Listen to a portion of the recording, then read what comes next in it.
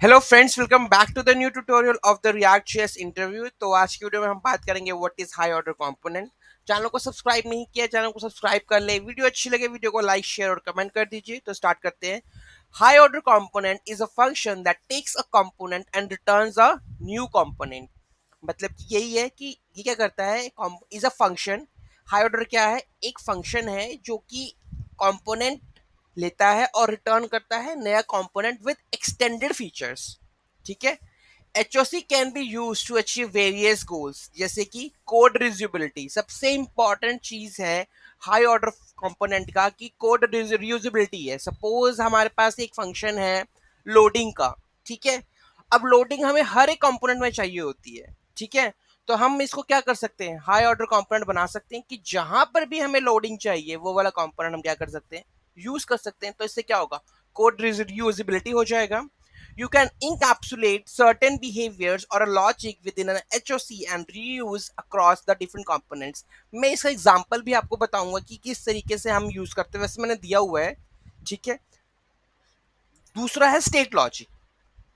HOC can manage and provide state to their wrapped components। जो भी wrapped components के अंदर होगा, ठीक है, उसके थ्रू ही क्या होगी, हमारी स्टेट की क्या होगी, मैनेजमेंट होती है। Making it easier to share the state management logic across the different parts of your application. Props manipulation. HOC can modify or pass additional props to the wrap component, either derived from their own logic or from the external sources. ठीक है।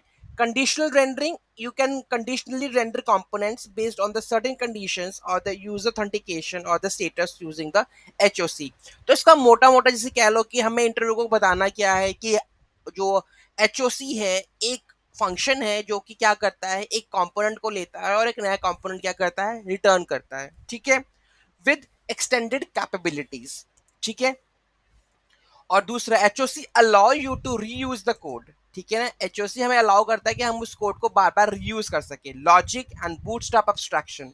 The most common is probably Redux Connect function. Beyond the simple sharing utility libraries and simple composition, HOC are the best way to share the behavior between the React components.